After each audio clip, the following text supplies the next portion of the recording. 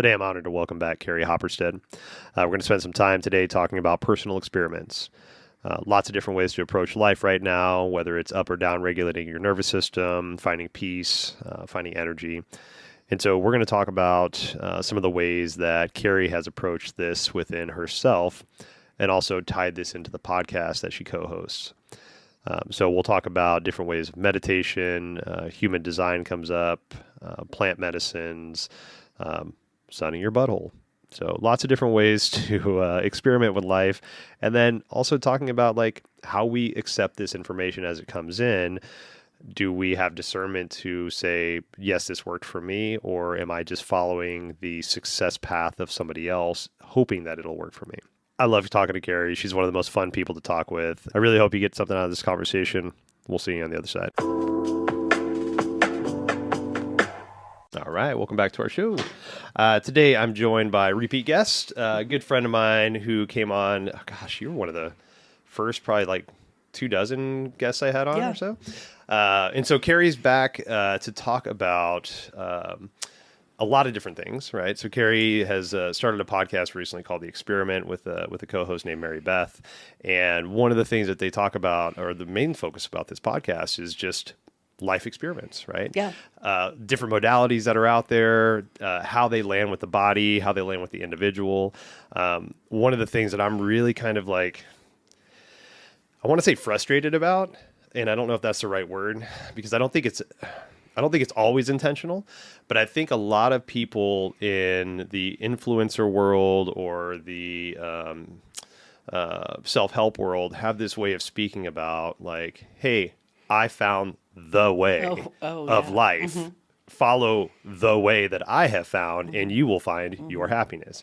And that just, whether they're doing that intentionally or just the way that people are speaking, it's this absolute way like, hey, you're unhappy? I'm happy. Follow me and you'll be happy. Mm-hmm. It doesn't really work that way, right? Because it doesn't overlay exactly, because we're all different human beings. Yeah.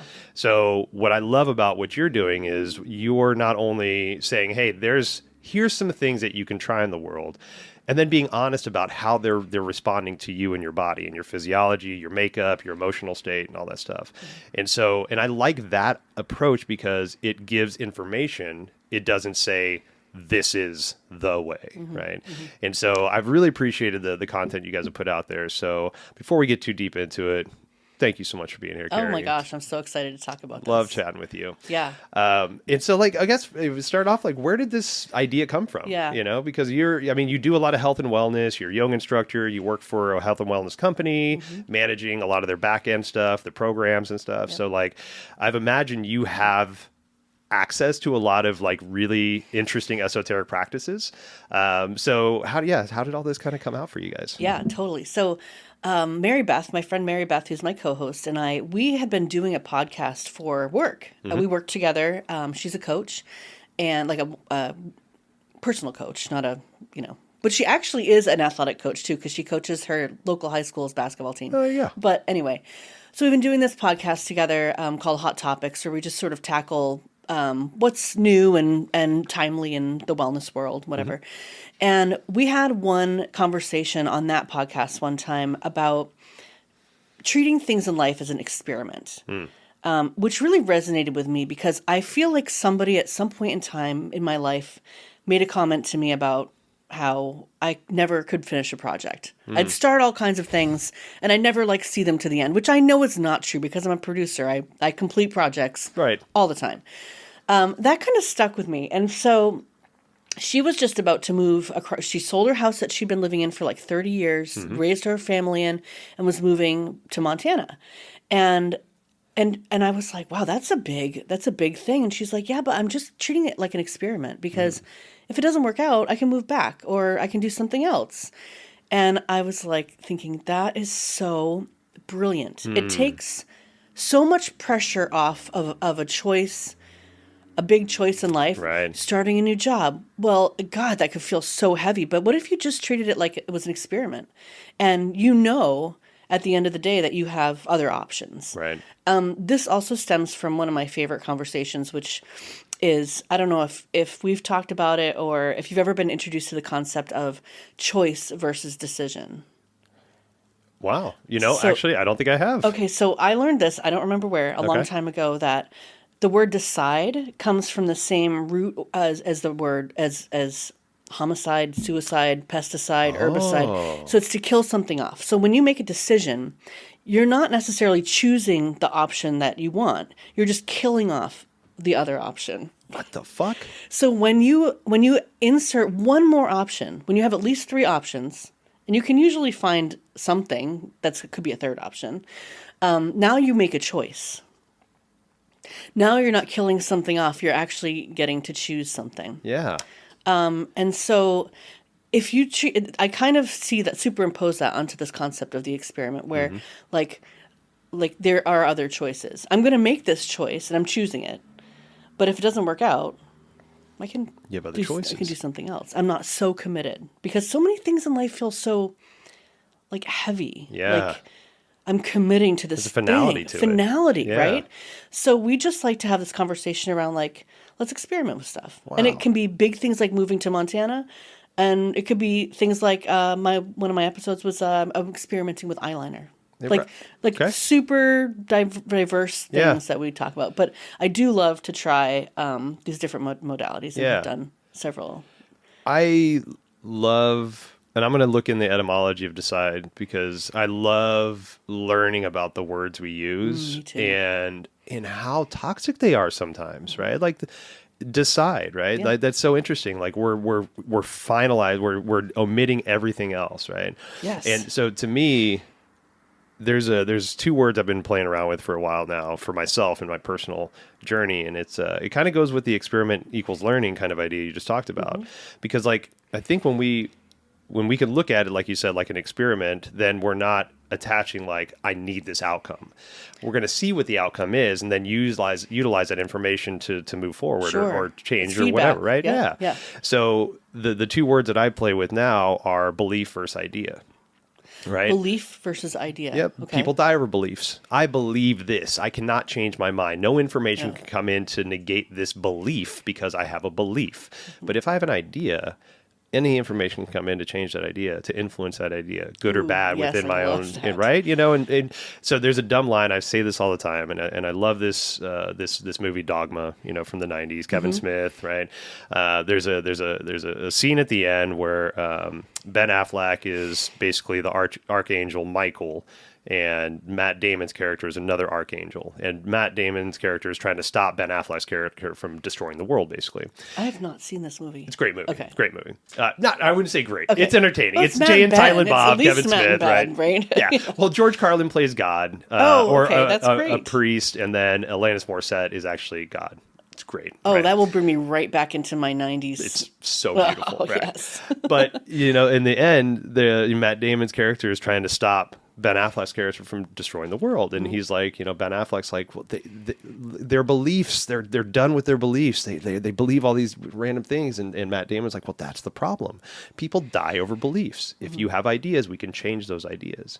And so it's like what you're saying is like, as we experiment, we're allowing this information to come in to influence the ideas that we have, right? And maybe start to shatter some of the beliefs we didn't even know we had by this information that comes in, but creating the space so the boundaries can expand and not just be like, no, it's got to fit in this box. And if it doesn't, then it's not for me. Yeah. And it's like, there's so much beauty that can happen with these ideas and this information that can come in. Yeah, I'm kind of experimenting very recently with, post-election. I started talking openly with some people. I was very, I don't want to say was, in my box, Okay. my liberal box, right? And thought I had all the things, all the reasons, all the defenses, everything. And I've recently started talking with some people and listening to some things that I hadn't before. Because I think mostly because I was like, I was like, what do I do now? Right, yeah. What do the day after? I don't know what to do. And I'll actually just say, like, I had a video shoot the next day with a person that I work with who I respect immensely. And they, after the shoot day was great. Really glad I had it because it was a diversion. But at the end of the day, I could tell she was fine. And I'm like, can you just help me? Like, how do I get through tonight and tomorrow and the next whatever. And she just shared with me some resources and some podcasters and some ideas that like made my brain explode. And I'm still learning and reading and listening. And it's just ideas. Yeah. It's ideas. And it's so many layers of gray and fibers, and it's not black and white. Right. It's so nuanced. Yeah. Yeah. And I, to that point, and this isn't a political conversation, but No. I feel like the atmosphere is a little bit different this time around than the previous time. I think so too. And I think it's a lot of what you said. Like there's more of a dialogue around it now rather than like, I can't believe you did that. I can't believe you voted for that person. Right. I can't believe you believe that way. Now it's more like, what am I missing? Yes, exactly. And again, like I'm not throwing support towards, person that I don't believe in, but I think I'm missing something. Yeah. Maybe I'm speaking again, like I'm speaking in a way that I feel like I'm absolute. Like I'm speaking in a way that I feel is right. And by doing that, I'm dismissing what I feel is wrong, even though if I'm not saying it outright. So what am I missing? Can I be the bigger person to say like, I'm not right. I know I'm not right. So why am I speaking like I am right? And can I find somebody that I might subconsciously think is quote unquote wrong and learn something from them? And, yes. Because I'm not the smartest man in the And world. like tying that back to the experiment, it's like even just having those ideas and talking about it. We can just experiment with this. Let's just experiment with thinking or talking to somebody that you wouldn't have talked to, or listening to somebody that you wouldn't have listened. Right, yeah. And just as an experiment. And in that you're listening, you're opening yourself up to new ideas. There you go. Maybe not beliefs, just ideas. Exactly. I Ideas, love exactly, that. yeah. Beliefs and ideas, yeah. Well, so you said something a minute ago when we started off about not finishing projects. Okay. But being a producer, and obviously you do, right? Right. So I guess we'll start with the first little weird experiment thing. So have you ever done a human design chart? No. Okay. Have you heard of human design? I think so, but Okay. I don't know. Okay. Yeah. So, human design, and pardon me for my elevator pitch, dumbed down version of, but basically human design is like a spiritual Myers-Briggs test, right? So like a spiritual test to show you your constitution, what you're good at, what you can be better at, what you need is it support like in. like a strengths finder? Exactly, Okay, but with like spiritual overtones, Okay, right? So okay. it takes your astrological signs, it takes quantum physics, it takes some things from the Tao, all these different things. But basically, you need your birth date, your birth time, and your birthplace. You plug this into a generator, and it'll show you like what your spiritual constitution is. Oh, okay. The reason I mention this is because, like I've grown up in corporate worlds, right? I've done Myers-Briggs, I've done all the different types of tests, like all, the categories they try to put us in. So I'm like familiar with this. And so it's interesting for me to like see crossover in a spiritual realm for my corporate life. So like, yeah, I'll do this. And it was very interesting to me because, to your point, one of the things, so they break you down in these different categories, and I'm a manifest generator. So when you put my stuff in, I'm a manifest generator. And one of the characteristics I pulled out of that when I read it was, I don't finish projects. Oh. Right? And I look back and I'm like, fuck, I don't finish projects. But I do, because I was a GM, Right. I was a corporate, I had to. But at the same time, I don't. And what really hit me was, okay, I do beat myself up for this, but if I look at it, it's not that I don't finish projects. I start a lot of cool projects, and then I find the people that it would benefit the most for them to see it through and for me to support them. Right. So I'm not fully seeing it through, but I can say like, hey, I'm starting this idea for a training program for this company I'm working for. I don't have the time to put into it fully, but I started it, and now I think Carrie would be great at that. So I'm going to pass that off to Carrie. The financial responsibility is now on you. So you're making the money, you're doing the project, you're developing yourself because this is something you're passionate about, and I get to step away and go do something else that's cool. Right. Interesting. So it's like it kind of took some pressure off me to be like, you don't finish projects, but it's because you don't need to. You find the cool people that it would benefit the most, and you let them. Did you come to that conclusion on your own, or did you read into that? Read into it. Oh, okay. Yeah, read into it. Oh, that's because cool. it was one of those like, you don't start projects. The verbiage was loosely, you don't finish all your projects, but you find people that do, that need to. It's like, okay, cool, right? So again, that took that pressure off me of like, why am I wagging my own finger at myself? Yeah.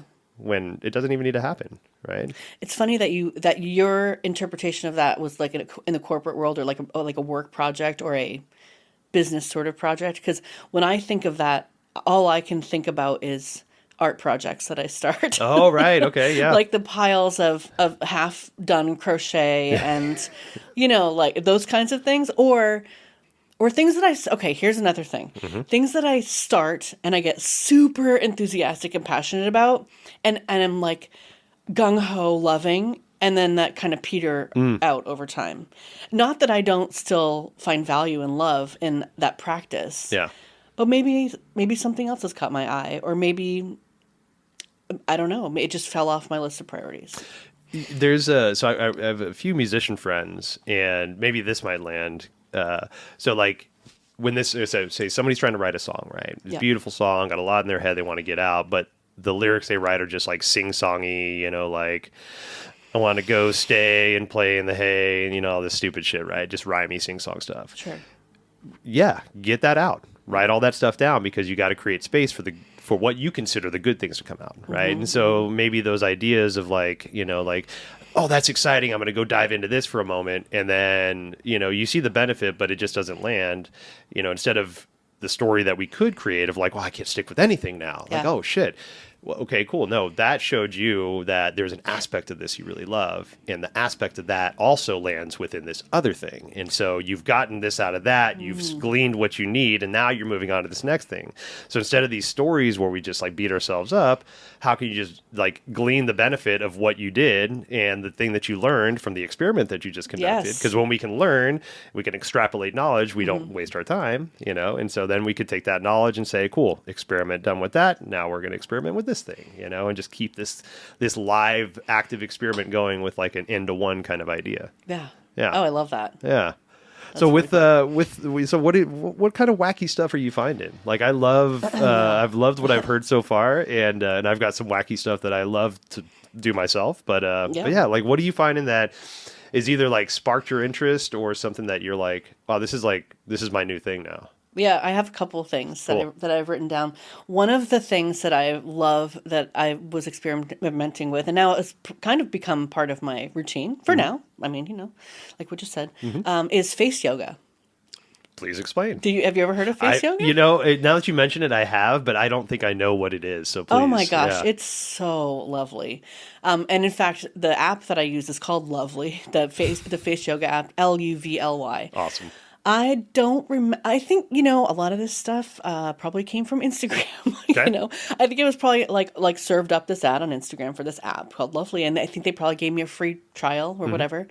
And I did it, and it's amazing. So it's essentially like facial massage, lymph drainage, it's muscle relaxing. A lot of our tightness as we get older, our muscles get super tight in our face, and that's what forms wrinkles, and that's what forms different things like jowls and stuff like that. Yeah. And I don't do it necessarily for that, although that would be a great side effect. It's just like 10 minutes of daily. It's a meditation. It's time. A self-care time. You don't have to have an app. There's YouTube videos all over the place that you can watch to see different techniques and things like that. And it feels damn good. Okay. It just feels really good. Is it kind of like gua sha? Yeah, you can use a gua sha. Gua sha also. Okay, cool. Sometimes I'll use that. But most of the times it's just my fingers. That's, before we hit record, we were talking about our sinus issues. Yes. And you can hear mine. When I first started, before I found the Sinus Ninja, which you've seen as well, and I've had on the show, I was doing that, using like the back of my first two knuckles and kind of rubbing them like around the bottom of the eyes and then down like where my sideburns would be and like all these, these gland areas, and was finding so much help with that. And to your point too, like I found these people on Instagram where it's like, like hold your ear, turn your head that way, one way, and then like breathe through the alternate nostril or something. And, things like that where I'm like, I was desperate. I will try anything, like I'll put a plunger on my face right now if that's going to help, because like I can't breathe out of my face. Yeah.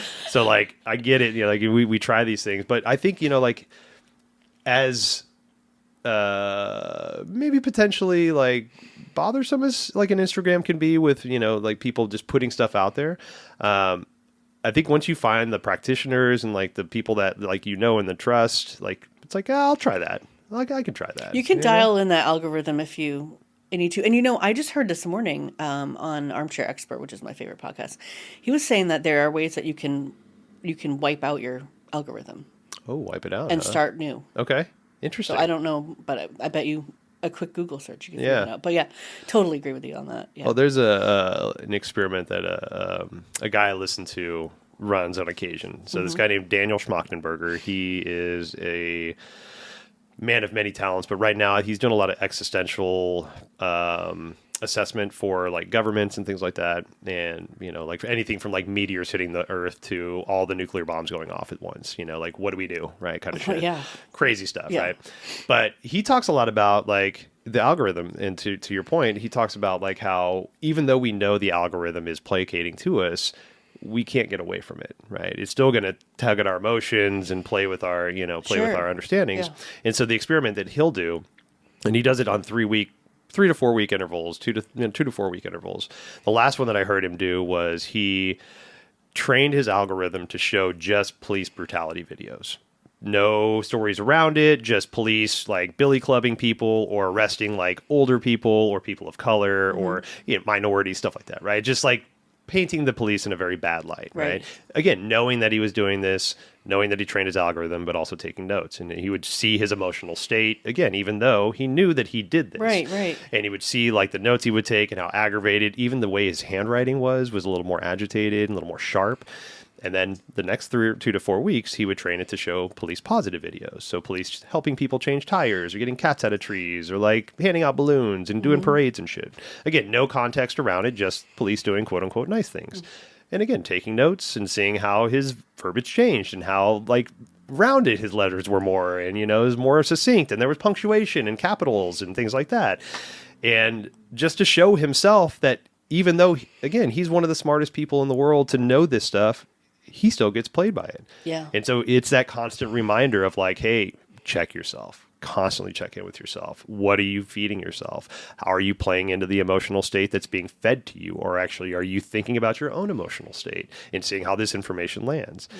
So it's like these personal experiments. Like we got to be able to do these things with us and then hold space for the answers, right? Because sometimes like the answer might be pretty triggering of like, fuck, I have that stereotype. I didn't realize I have that stereotype. Okay. So now how do we not be the victim and how do we do something positive about it? Well, that's really fascinating. I want to check that guy out. Yeah. Schmachtenberger. He's a fascinating human being. Yeah. And it's just fun to say. Yeah. Schmachtenberger. What a great name.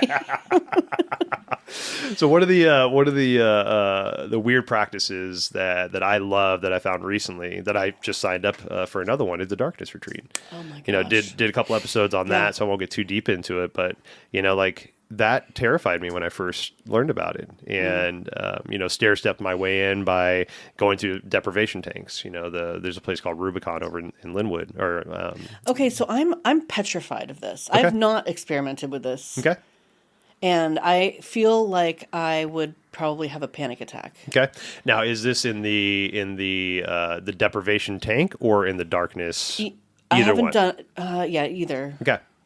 Yeah, I feel like because I haven't had a panic attack in a while, which is great. Good.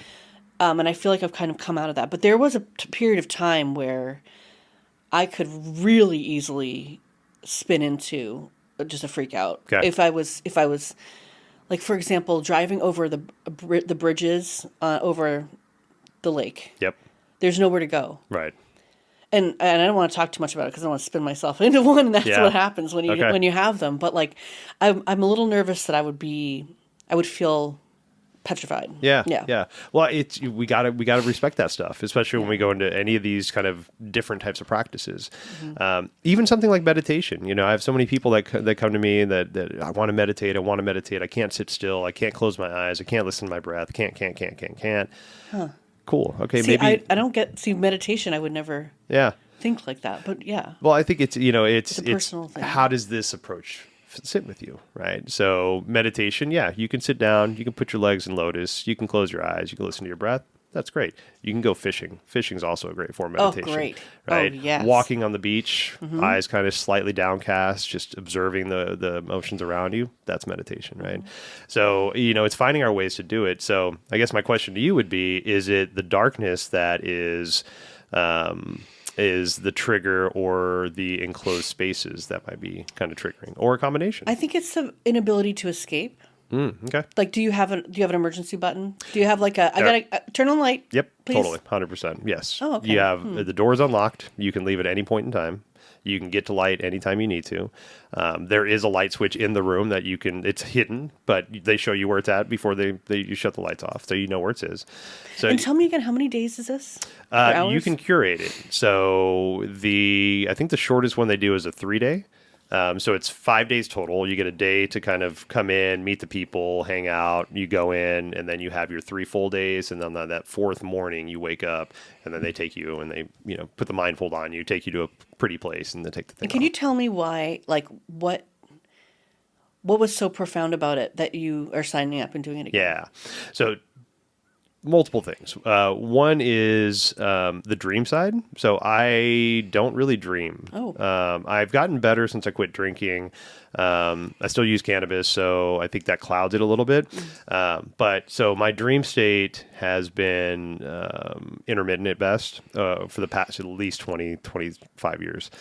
And but one of the things that happens with darkness is once your body is photon deficient for up to 17 to 20 hours, so nothing touching no light touching your skin, your retinas, your eyes, any of that stuff, your body gets confused and you start to think you're asleep. So you overcreate your endogenous DMT. So basically you go into waking hallucinations. So my hallucinations manifested when I was sleeping, and it was the most amazing thing because again, I don't dream, and all of a sudden I don't even think, like, from what I've understood of lucid dreaming, this would put lucid dreaming to shame. Like the amount of like detail and experience and like physical like textures and colors and smells that I could feel and experience in these dream states. And like I was being guided by my medicine journey guides that I see only in my medicine journeys. And so we frolicked for almost 4 days through my dream state. Right? Oh, wow. So it was beautiful. Oh. There's a dopamine fast that happens because you're not exposed to anything stimulating. Right. So this isn't a silent experience. You can chant. So myself, I chanted. I did a little singing. I took some voice notes and stuff like that. But so there's the dopamine fast. There's the DMT overcreation. There's just kind of sitting with yourself for 5 days. Right. There's no stimulation coming in, so you kind of really go inside for a while.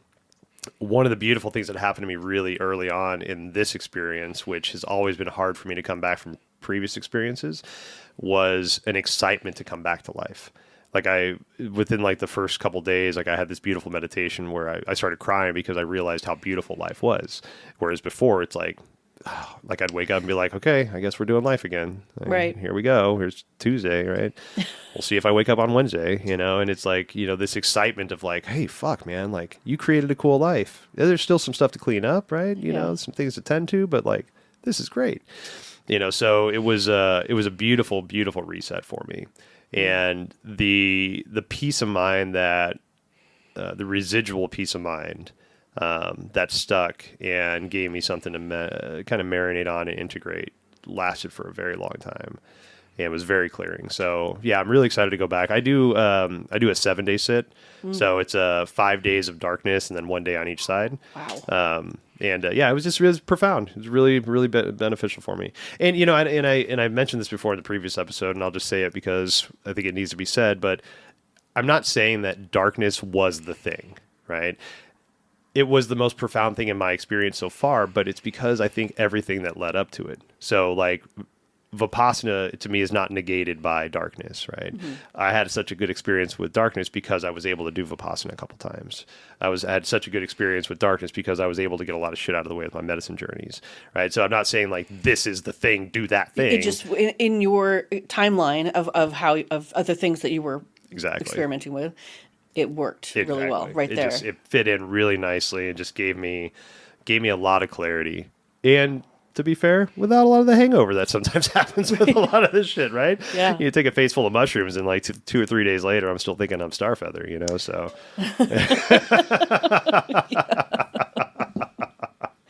I loved you talking about dreams because one of the things I want to experiment more with is I do dream very vividly. Okay. Like I will get up in the morning and it's usually late in the morning. If I can get that like a really good, like solid REM sleep in like between like 5 and 8 or something in that time, I very often will wake up and be like, holy shit. Wow. And usually my son is the one that gets to hear about it, and I'll be like, and then this, and we rode donkeys, and you know, like it just crazy shit that I can't believe I dream about on a consistent basis. So I really want to like get better at writing those things down because by the day, you know, by the afternoon, I can't recall any of it. It's completely gone. Yep. But it's so incredibly vivid.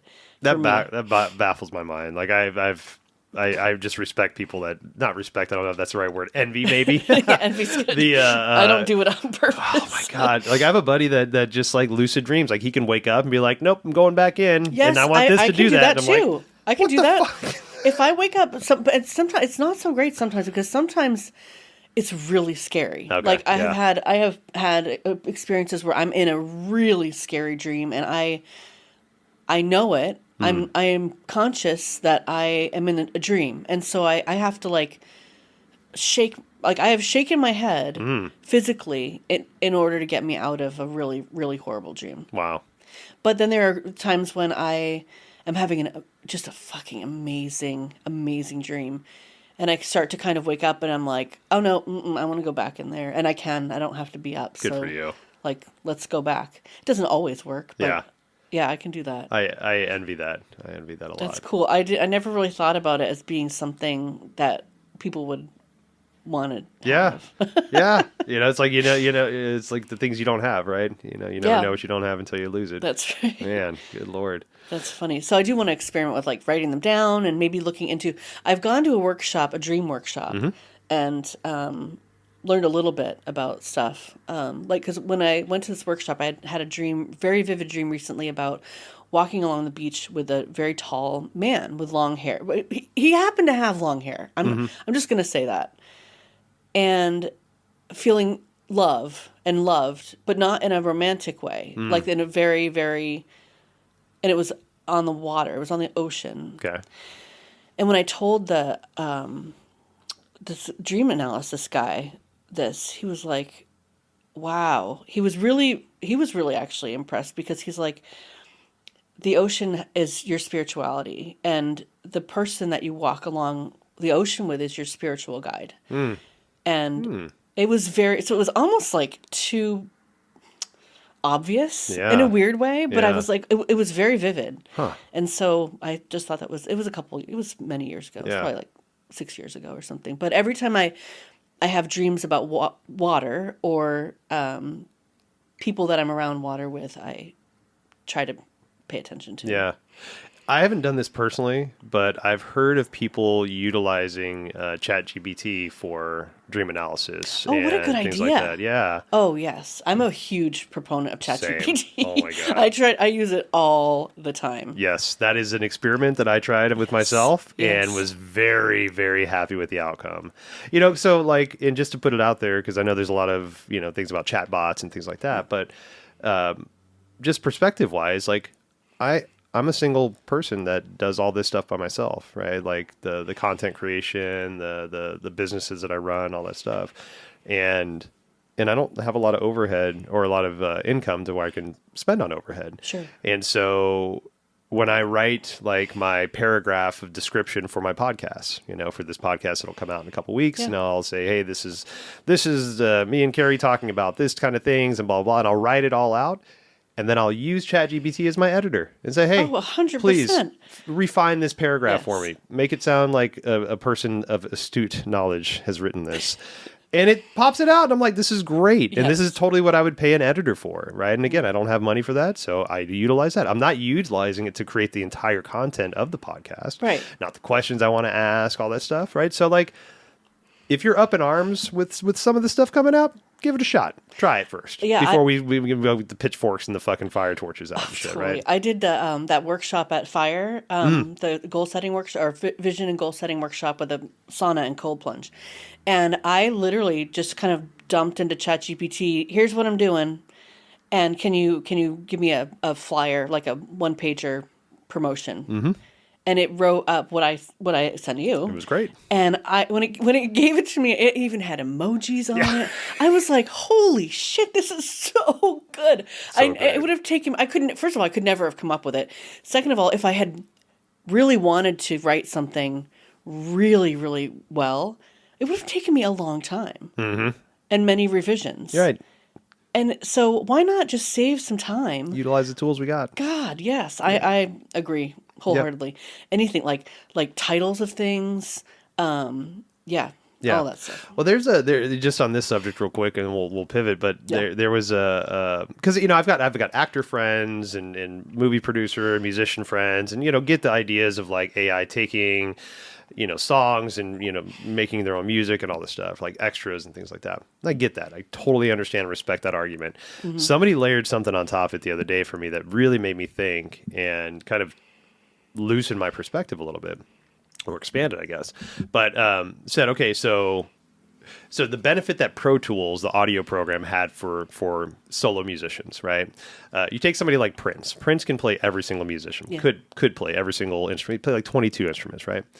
So you think about that. Like, if you got somebody that can play that many instruments, but doesn't have studio time, doesn't have, money for that, right? But has this program called Pro Tools, that's a computer program. All you need is a microphone and an input, and all of a sudden you can record all your own stuff, right? And then put it together. Mm-hmm. So same kind of idea with ChatGPT or these image bots or these chat bots.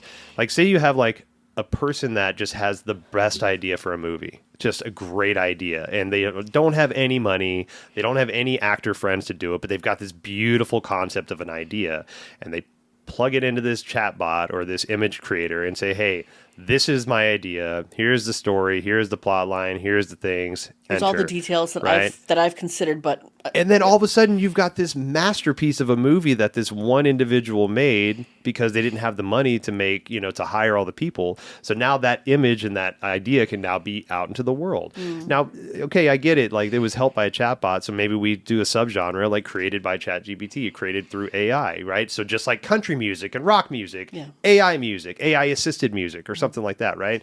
So I don't know, like that perspective blew up my whole idea because I want that person to make that movie, even if they don't have the money, even if they don't have the budget and the friends, right? But they had got the idea that could change the world, right? Yes. Just that one person's that's idea. Really cool. Right? That's so such it's a like, cool consideration. Okay, let me get off my old high horse about this shit and like add in some information, add in some more ideas for you. And because honestly, that he could just create that movie for himself. Mm-hmm. It doesn't necessarily mean that it's going to go out and make millions of dollars. Right. Because he's going to need, the distribution. It's probably not perfect when it comes out, right? But maybe it is for him. Right. Yeah, that's interesting. Yeah. I just, there's the perspective that we might initially have. Just like, when I have a conversation with somebody and maybe that initial emotion I feel is like anger from the conversation. But I don't need to lead with anger. That's just like an observation of like, oh, okay, so what's bringing up that anger? Maybe I'm confused. Okay, I'm angry because I'm confused. Let me just get clarity then. Yeah. Right. And that's just like we self-mine, right? We mine our own emotions. We mine our own consciousness. We stay present with what's going on. Don't just lean into that first emotional state because like that maybe might not be the best one. Mm-hmm. That might be the 4-year-old kicking his feet, right? So it's like, how do we create space for this information to come in? Like your podcast, right? Yeah. Yeah. Wow. So what's another wacky let's see. Okay. Continuous glucose monitor. Okay. CGM. Okay. Are those the people wearing their biceps and things like that? Okay. Yeah, right here. I have been around them for a while because it's a big part of my company. Gosh, I could talk about CGMs forever. But using it as an experiment on your body is what the purpose of it is. So typically it's somebody that has a metabolic syndrome or type 2 diabetes who will wear one. What they do is they send a signal to your phone every 1 to 5 minutes telling the app what your blood sugar level is. Okay. I am not a doctor. I am not a medical professional. I'm literally just telling what I understand, the way I understand it to work. Yeah. Right. So the very cool thing, so you can see on this chart where your blood sugar level is all 24/7. Okay. They last about 2 weeks, and then you have to replace them. But you can eat something and literally watch your blood sugar and what it does to your blood sugar. And so we're all very different. So what rice will do to your blood sugar might be completely different than what it does to my blood sugar. But then you can watch what activities do to your blood sugar and what stress does to your blood sugar. And it's just this incredibly cool insight into your health that you can't feel. Yeah. But you can watch it, and that has a big impact on your overall health, your blood sugar, right? So I learned fairly recently that I'm pre-diabetic. Okay. And so my doctor was like, yeah, do you want CGM? Interestingly, and this pisses me off, I have two very close relatives in my life who both have type 2 diabetes. They have both been prescribed Ozempic, we won't get into that here. Okay. Because I have lots of interesting ideas about that. But, and they have asked their doctors at my encouragement, for a prescription for CGM. Okay. And both of them were told, oh, no, you don't need that. Really? Yeah. Oh. So they are not, so two people, right? That's an N of two, whatever. Yeah. But I find it really fascinating that why? Yeah. Would you not want a person to have insight into their health? Yeah. But just prescribe them this medication. My head just fights to go to the nefarious place. Isn't that? Well, I think it's, know? I've had lots of conversations about this, and I think one of the most generous answers is they don't know what to do with the data, the doctors. Okay. They don't know how to tell. It would take a lot of explaining and a lot of information to educate your patient about. Now, when you use this, here's what you should be looking for, and here's what you do with this information and stuff. I'm also quite on the nefarious side, but I think the most generous excuse is that they just don't know. Yeah. That I get that. Part of where my head goes initially with that is, they don't trust us with the information. Yeah. And I don't mean they, and I don't mean it's like quote air quote they, right? But it's like there's that common narrative, right? If you look at the government, military, things like that, the generalized American public doesn't need to know what's actually going on behind the curtain because they can't understand that information. Sure, of course. Right? Yeah, it's like, fuck, man. Well, try me. Right? Let's just try it, right? Yeah. And one of the things that comes up to me as you're saying that is. There's a big push for information, right? So like the glucose monitor, right? So I eat something, I know right what it does. I do a workout, I know what it does. Fitbits, right? I have tons of clients that wear Fitbits that come in for sound baths or energy healing. Yeah. It's amazing to watch the resting heart rate dip down. Like I had this woman the other day during our session, our energy session, wearing her Fitbit, and her resting heart rate throughout the day was about 100, just around 100. During our session was 55, I think it was. Interesting. For the entire hour. Yeah. And I'm like, what the fuck? So it's cool to see that stuff, right? But I guess my question to you is, and this is something I hear so much, are we over-optimizing life? Like, are we giving so much information that we don't know what to do with it? This is an Oura Ring. Okay. I've got an Apple Watch. Right. I'm definitely over-indexing on information. So, yeah, I mean, I think that's probably true. Out of all these gadgets and things that I used, the CGM by far is the most informative, I think, and can help you create new habits. Okay. Which I think is really, what we're all trying to achieve, right? Yeah. Like new healthy habits. Definitely. There's a term I heard a little while back, and I don't know if this is the official landed on term, but just to kind of the over optimization idea, because information's great, right? Yeah. If it lands with you, but if you live your life off the information, then it kind of gets a little dicey there, right? Because you're negating the feeling and just going off the stats. And this person was basically talking about how, like, if we know everything that's going to happen to us, it's like we lose the ability for, I guess, depending on your belief structure, the spirit to come in. Right. If I know that if I do this thing, I expect this result because now I'm doing this experiment for myself. And so, we're limiting our abilities for life to actually be lived. Right. And so this term that this person kind of either earmarked or just kind of put on there was called holistic derangement syndrome.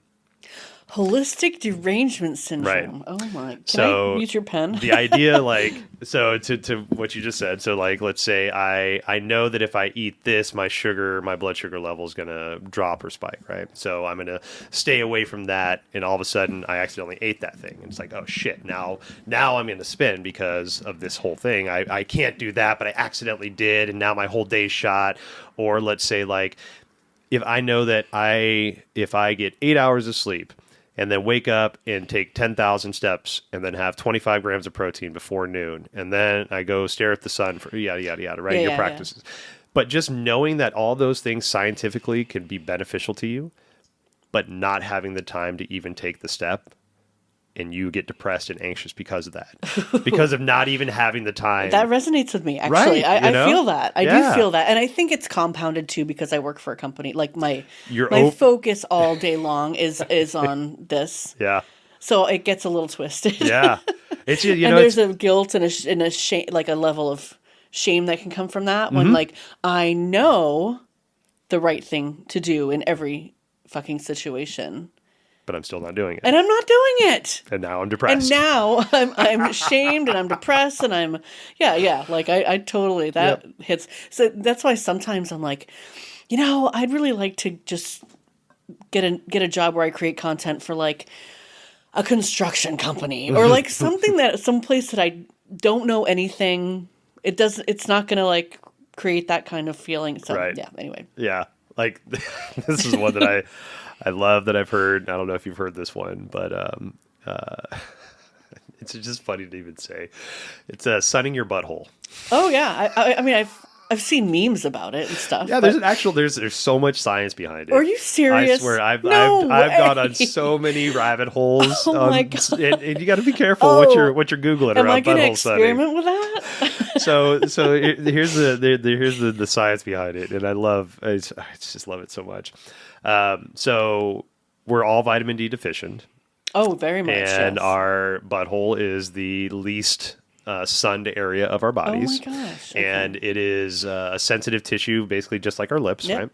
And so the idea is that if you lay in, let's say, a happy baby or downward dog, something where your cheeks are spread towards the sun, 30 seconds a day. That's it. 30 seconds. Apparently your sun just absorbs, or your butthole absorbs so much of the vitamin D from the sun because of the sensitivity of it that it just takes about 30 seconds to a minute. You get 8 hours worth of vitamin D. Wow. Okay. I'm kind of vitamin D obsessed because I know I'm super low on vitamin D. So this is very interesting to me.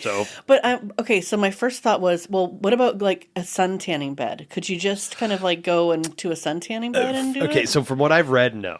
From what I've read, it's got to be a natural sun. It has to be natural. It can't be my light, my happy light. No. So again, you got to be careful what you Google, right? But from what I've read so far, it's the natural sun is, I guess, the best. I mean, I'm sure. I mean, if plants can grow from a grow light, I'm sure your butthole can get some vitamin D from a grow light. Do you have to be in a very like sunny, like a Florida climate? No, we can do it here. In here, yeah, totally. It just has to be sunny out. Some kind of sun coming through, right? But you have to be outside, or can it be a window? It's got to be pretty close to being outside, and I haven't had a chance to try it because that was going to be my next question. Yeah, I've got neighbors that like the windows, and like I've got housemates and stuff, and I'm a weird guy already. It takes a lot for me to put shoes on, but like I don't need somebody to come out and be like, doing downward dog, right? Put your pants on, bro. Like fuck, man, just 10 more seconds. I'm almost to my limit. Oh my God. Oh my God. Okay. Yeah. Well, you could like wear a shirt. Yeah. Yeah. You like Winnie the Pooh it, you could go out there and just like quickly pull your pants down to your knees. Just counting 1, 2, 3, 4. Oh my God. But like that's the cool stuff that's out there, right? You know, like again, there's so much research done on sunning your butthole. Oh my God. It's crazy stuff, right? And so that's why I love. Okay, I'm gonna try that. Yeah. I gotta be honest. I Please think do. maybe when we're camping or something, sometimes we go camping in like really remote places where I know I'm not gonna see anybody. Right. Yeah. And Anything that's like a where I do bear. my weirdest stuff. I think is when we're camping. Yeah. Really, like if I'm gonna do mushrooms, it's when we're camping. I mean, Typically, nature and mushrooms are hand Oh, in hand. yeah. I mean, they're so beautiful together. totally. Yeah. And okay. Nature, mushrooms, and Butthole sunning. There you go. Oh my god, that sounds like the most perfect day. Oh boy. Oh my gosh. Well, do you? So has your self experimentation? Yeah. And if this is a sensitive question, totally get it. But has it taken you to any microdosing or plant medicines or? Well, I mean, the only time I've talked about anything like that, twice, I did talk about your incredible cannabis infused. Oh, that was great. Sound bath. Guided meditation sound bath. Oh my god, that was so wonderful. Yeah, I talked about that. It was so great. And then I talk about my love of CBG. Ah, CBG. Yeah, Gotcha. CBG. Now, what does the CBG do for you? Like, what are you utilizing that for? I use it on the daily, Okay. like 5 milligrams. Okay. And my two favorite descriptions are it's a bubble bath for your brain. Okay. And my other favorite description is you just show up as your best self. Wow. Yeah. CBG, huh? CBG. Yep. I really love it. There's a brand called Wild, WYLD. Oh yeah. Yeah. Yeah. They're pear flavored gummy. Okay. Yeah, so it's gummies. Yep. Yeah. Cool. And I've experimented with all different like brands and things like that. But the wild one is my favorite. Cool. Now I'm still doing some research on the CBDs, the CBs, right? Yep. But one of the things I'm really finding interesting, it makes a lot of sense, I guess. But like if you just isolate like the CBD, it does its own thing, right? CBG, like it does its own thing. I think they have to be with THC. I don't think that I would get anything. Yeah. I know I get nothing from CBD. Just CBD. Just CBD. Totally. No way. And that's the thing. It's like these supporting, adaptogens that go with it. It's like we can't just negate that. That supports the CBG to do more of the CBG side, right? Yeah. So I love that information is coming out and how we can start to play with like tapering down maybe the THC, but still having a little bit there because it needs to bump that CBN or CBD or CBG into that place, and also with the CBN and CBG, like they all support each other in their own ways. Is So CBN the one that you use for sleep? I think so. Yeah, I think so and too. in sleep. I think CBD is like joint and inflammation. I haven't tried CBG yet, so I'm excited about that one. I would have brought you some. Yeah. Little show and tell. Yeah. Here, try this. Yeah, it for me it just is a mood booster. It's like it's just happy feeling. I feel nothing from the THC really, like no. Yeah. None of that. No, like the high effects. No. Like But I think you're probably for sure right. Like that you need that little bump of THC to. Yeah. Well, I think it. Where my head goes with something like that is say the synthetic version of holy basil. Right, I can grow holy basil in my backyard, grow it from the ground, eat the holy basil, and it does its thing, right? Because it has all the organic stuff that supports its own natural growth. But if I go take a synthetic version of holy basil, it's not going to do the same for me because it's just extrapolating like the chemical compound of holy basil, not the dirt that helped it grow and the sun that helped enlighten it and all the water that goes into it, right? It's just this synthetic like separation. So it doesn't have all the supporting nutrients to support the actual leaf and the stalk. And so for me, I get much more benefits from the actual herb itself rather than the synthetic. And I've even done that with psilocybin. There's synthetic psilocybins out now because people have patented psilocybin, the compound, right? Exactly, right.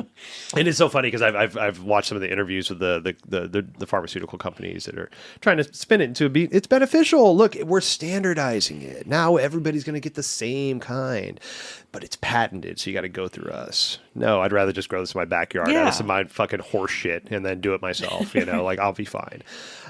So I think it's interesting. Like the more accepted some of these things are, how how we got to kind of watch what's going on with these like natural compounds and these natural things that are coming out that are being leveraged as tax purposes or, things like that. Like we're going to make money off of this, Yeah. So, it's just interesting. What's also interesting is that, so my co-host, Mary Beth, and I, one of the reasons we love doing it is just, it's an excuse to see each other virtually because she lives in Montana. Yeah. And just have an excuse to continue our conversation, right? Because, how many times have you worked with somebody that you just love so much and they're your best friend and then they go get another job or move out of state and, we might stay in touch a little bit at first and then it just dwindles. And so that's our number one excuse for having this podcast. Love that. But it's been very interesting because I guess I didn't really know too much about Mary Beth, like as a human being necessarily. I did, but starting to have these conversations about experimenting with cannabis and, different things like this. And then finding out like she's never done it. Okay. Yeah. And like this is all very new and eye-opening to her. So this is a weird, we're having a conversation about having a conversation. Right. It's really kind of weird. But for me, it's been an exploration of like how about vulnerability and trusting that somebody is not going to judge. Right. Right. Because we come from the era of it's bad. It's illegal. It's bad. Oh my God. You're doing what? Right. You take mushrooms? Fucking hippie. Jesus Christ. You should be fired. Like, right. Even coming out and talking about it when you have a job is kind of like, I still feel a little risque, and I never felt like I would be judged by Mary Beth, and I don't. But I was like, kind of like, you've never smoked weed? Yeah. Really? Like, not even that, huh? Wow. Right. Wow. Yeah. Okay. That's hard for me to fathom. And also, like, knowing who she is as a person, who is somebody that I love. She's a yoga teacher. She's like, she's very much in our realm, and just not having done that part, yeah. Wow. Yeah. Okay. All right. You made this far in life, right? Good for you. Yeah. Interesting. Yeah. Just raw dogged life, aren't you? Just going after it.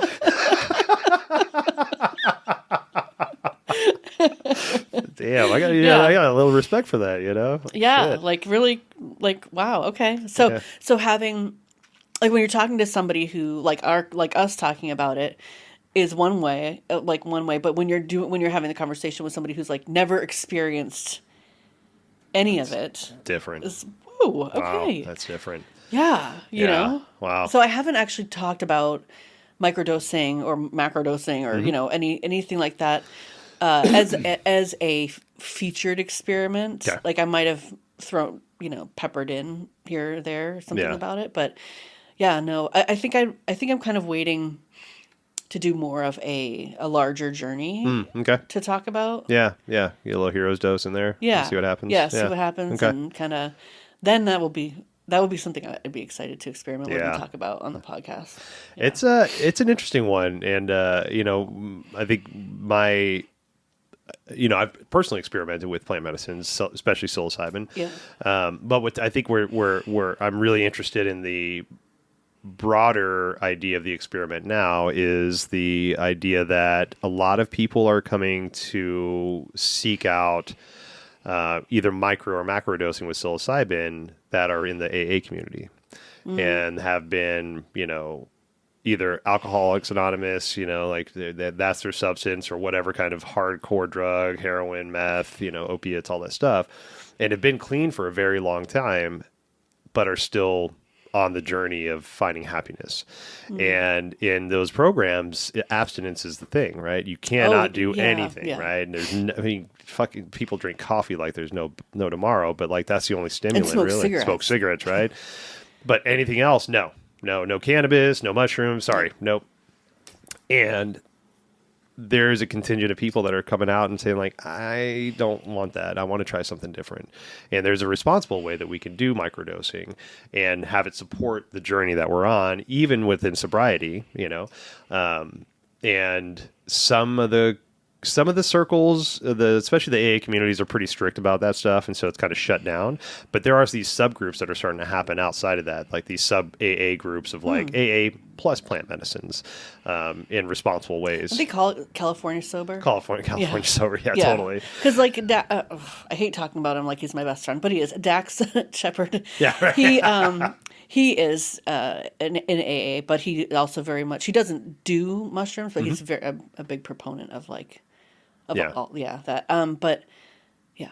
Well, there's I've talked about this before on the show, so I apologize for repeating myself, but I think it's pertinent for now. The founder of AA, Bill W. Back in the he big advocate for LSD. He was on LSD when he thought of AA, right? Yeah, totally. That was a big part of it, right? So he got some. He was friends with some of the scientists at MK Ultra when they were doing the whole like LSD experiments and stuff. And when MK Ultra decided to see what other doctors could do with some of this medicine, figured out they couldn't really control minds with it. Wanted to see what else was doing with it. So some of it went to Harvard, which is how Ram Dass and Tim Leary got a hold of it, and we all know that story. Yep. And then some of it went to some of these independent researchers like Bill W. And so Bill W. took a bunch of acid as an alcoholic and saw God and was like, oh my God, I know why I need to live now. That's important. Holy shit. I saw God. I know now that I am important enough to live. Wow. This should be part of my program. And so the idea was take a face full of fucking LSD. You have to realize you're worth living for, not me telling you. Is this why they're using mushrooms now more in the like to get for people to get sober? Yes. Because you have that's the experience you have. Realization of like, I am connected. I am worth something. I have a heart. I have a soul. I'm supposed to be here. There's one of the most profound,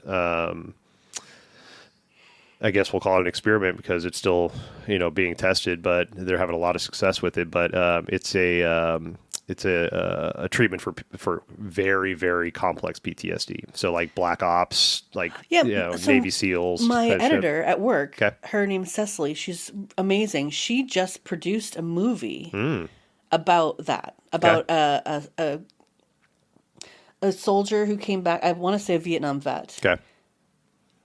I think it's a documentary. It is a documentary about a Vietnam vet who came back who had severe PTSD and then used plant-based medicine to support him. And then he started doing that for other veterans. I'll have to check that out. Yeah, please. Yeah, I'll find. I think it hasn't been made yet. I think it's in the they're shopping this production phases of sorts. I don't know, some other phase. Yeah, please keep me posted on that. Totally. Yeah, there's one area in there's a doctor in in Mexico, because all this stuff's illegal in the States still. But there's a doctor in Mexico that has had a lot of success with again, Black Ops PTSD, right? Like your government's not going to own you if you get caught. There's no extraction. Your buddy's going to die next to you. They're not going to get a funeral. Their family's going to get told something completely fucking different story, right? All this kind of psychological shit that I couldn't even fathom about trying to understand, right?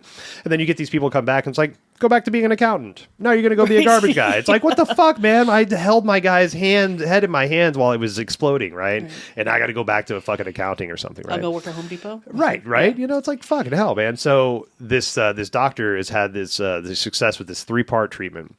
So the first 2 days is you sit with a plant medicine called ibogaine. And ibogaine is an ayahuasca-esque type plant medicine where it's 2 different plants combined together to create a hallucinogenic experience.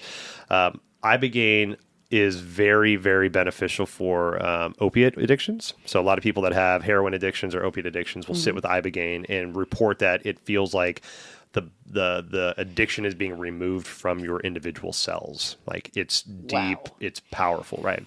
But now they're using this medicine for the PTSD, right? So the first 2 days, somebody comes up to this doctor. Okay, we're going to sit you with ibogaine, integration right afterwards, and they're these deep, ayahuasca-esque experiences. So 2 days straight of that, and then the third day you sit with 5-MeO-DMT, which is the God molecule. DMT. Yes. So this is the God molecule. Yeah. So there's endogenous DMT that we create within ourselves, right? Which is what you were talking about when you were doing this. Exactly. Darkness right. And so a lot of the pens, so the vape pen DMTs that are available now are a version of that endogenous DMT. So you'll get fractalness. You'll hear this big buzzing, humming. You'll have an experience of the DMT, but it's not what they call blasting off. Blasting off, right? Yeah. So there's a crystallized version of DMT, because one of the problems with DMT how do you obtain this? Is it a prescription? Is it a... So the vape pens you can buy on the streets. Or actually, you can buy this anywhere, right? Is this the vape pen that my 20-year-old is probably vaping? not. Okay. No, because he wouldn't be able to operate in life, right? This isn't a place you want to stay in, right? But this is like, I've got a couple vape pens at the house, right?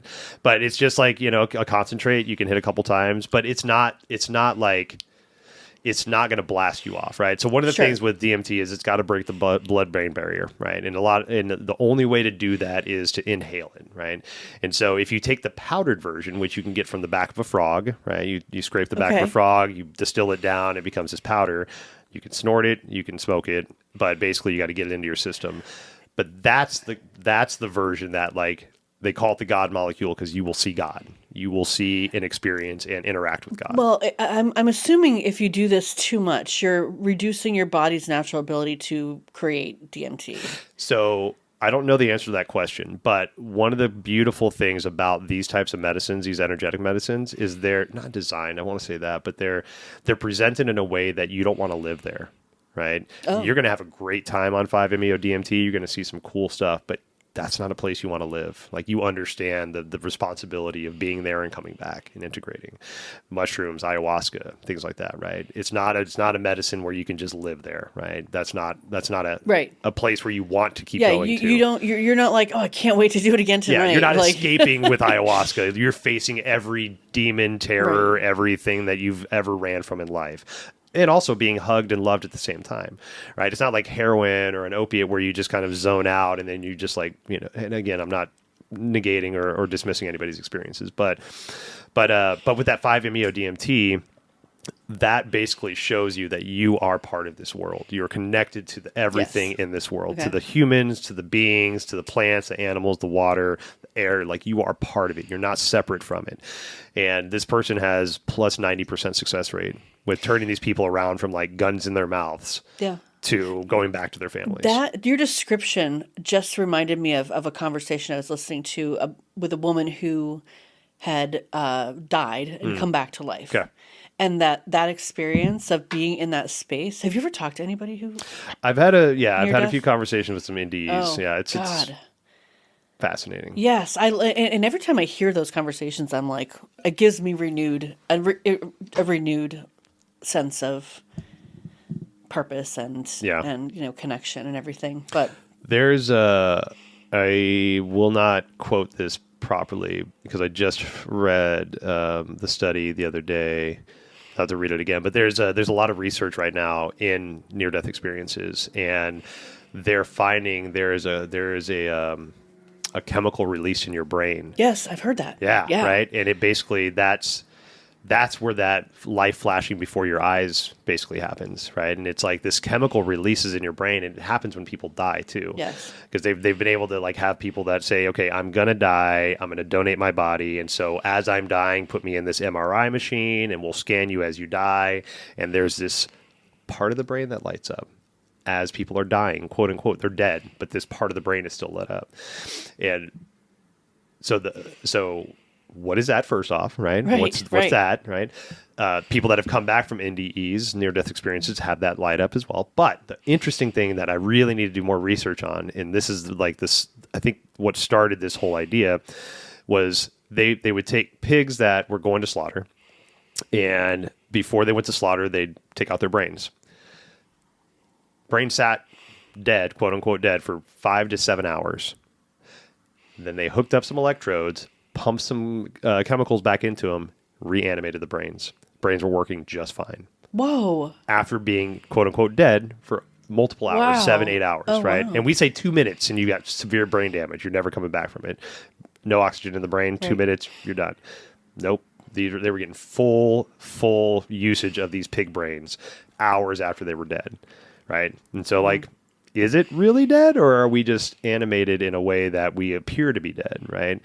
And so like there's so much interesting research that's going into a lot of this stuff with the brain and what happens like after we quote unquote pass away. Wow. Yeah, that's really, I'm super fascinated by that. Yeah.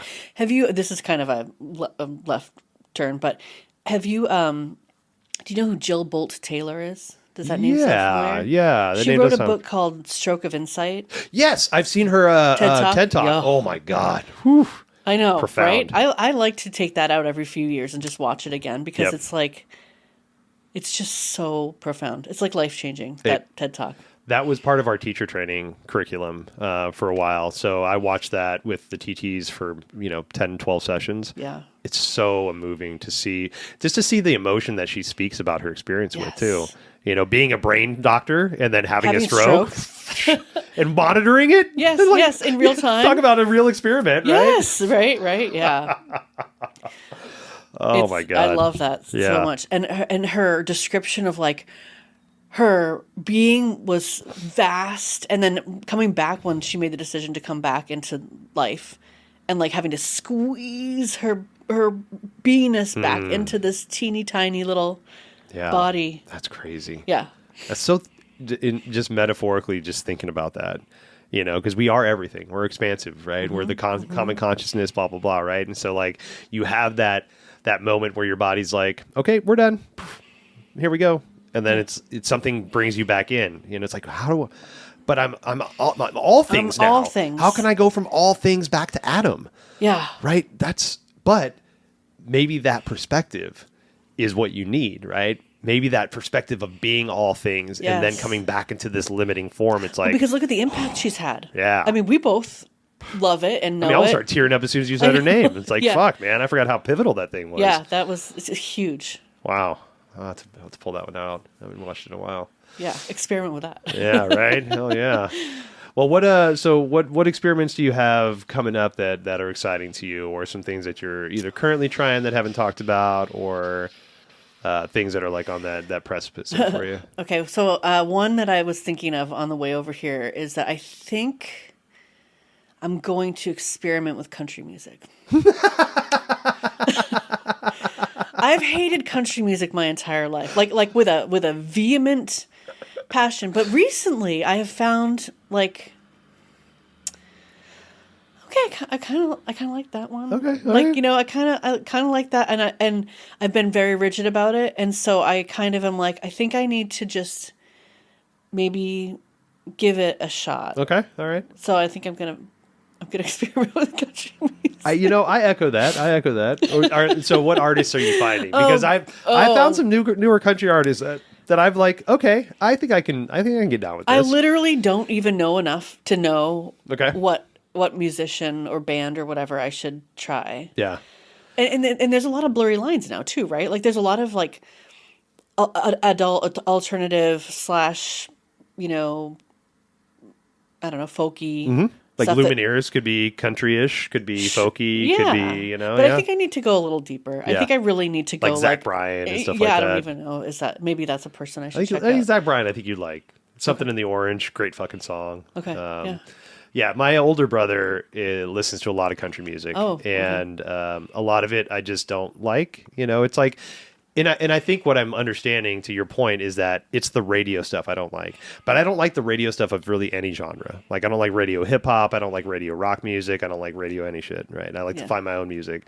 And so like, finding the Zach Bryans and the Chris Stapletons, which I know Chris Stapleton's a pretty big name, but I think he rides a line of like bluesy rock, country kind of stuff, But yeah, I feel you on that. I like to make some space for some new music to come in. Yeah. Yeah. I would like to experiment with a journey, a mushroom journey, because I've never done it in a sort of. I think we've been talking about this for so long, but like I haven't done it in a organized way. It's always been just like at a concert and camping, like whatever. So I think that would be really. It can be really impactful. Powerful. Yeah, to have that space being held, to know that you're safe, and to just be able to freely emote or experience life or whatever that is that you need to. Yeah, but I think that's a lot of these experiments, right? Like how can we create and curate our own personal experiments in life? And I think the more we can learn about ourselves, how we experience new information, how we hold space for ourselves and others while we're experiencing that is like, that's such good opportunities to learn about not just yourself, but about, empathic, ideas of approaching life. Mm-hmm. It's beautiful. Yeah. Yeah. Well, thank you so much for sharing everything today, Carrie. Of course. Yeah. Oh my God. We're done? I know, right? No. We have to talk forever. I know. We can go for hours, I know. Well, check out Carrie's podcast and anything else you got coming up. I know you said you had the fire that I'm going to do another one in January. Okay. I haven't scheduled it yet, but if I schedule it before this comes out, I'll let you know. We can put it in the show notes. Definitely. Check out the Experiment Pod on Instagram. That's our Instagram page, which I haven't done much with, but you know how it is. And yeah, check out the podcast. Awesome. The Experiment. Oh, yeah. Available anywhere you get podcasts. Damn straight. Yep. Well, thank you, Carrie. Appreciate you. Thank you. This is so fun. Yeah, we'll chat again soon. Oh, yeah, for sure. Thank you so much for spending time with Carrie and I. Please check out the show notes for ways you can get in touch with Carrie or listen to her podcast. Also, ways that you can support the show. Obeisance and love. We'll see you next time.